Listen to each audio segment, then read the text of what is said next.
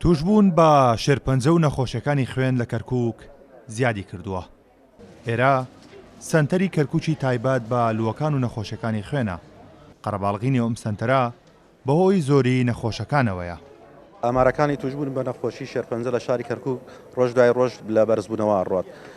چی لە ڕووی توشبوون چی لە ڕووی ئەو خەڵکانی کە جاران بۆ مەبەستی چارەسەرکردن ڕووی لە شارەکانی تریان کە دەرەوەی شاری کەرکووک ئەگەر بێت و شارەکان دەور و پشتی کەرکووک بێیان بۆ دەروەی وڵاتش بێت ئێستا لەبەر کە خزمەتگوزاری و لە ڕووی عیلاجەوە کەرکووک پێشکەوتوترێکە لەگەڵ بەراوتیکە لەگەڵ سانەکانی تر ئەو نەخۆشانە دێنەوە ناو شاری کەرکووک بۆ مەبەستی چارەسەرکردن.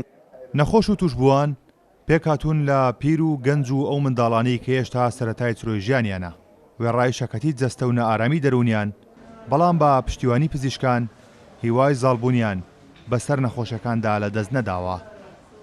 پێمان ناکرد ئەگەر نەبێ ئێرە نەبووە دووبە وازمان لە خۆمان بهێنێ.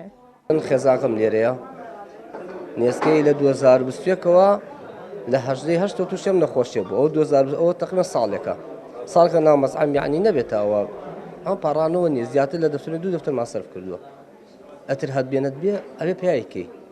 ئەم پزیشکە ئەمڕۆ بە ژەنینی مۆسیقا کەشێکی جیاوازی بۆ نەخۆشانی شێرپەنجە هێناوەتە ئاراوە.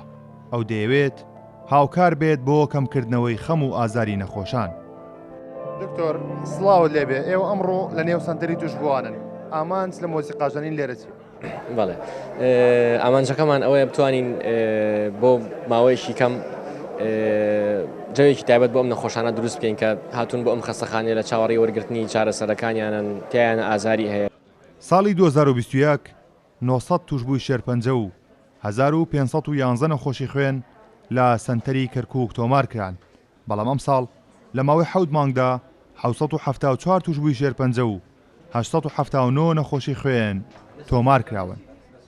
قەرەباڵغی و بەرزبوونەوەی ئامارەکانی نێو سەنتەری کەرکووکی تایبەت بە لووەکان و نەخۆشەکانی خوێنەوە دەخوازێت هەڵمەتێکی فراوان هەبێت بۆ ڕوبەڕووبوونەوەی شێرپەنجە و تەواوی پێداویستەکانی نەخۆشان دابین بکرێت.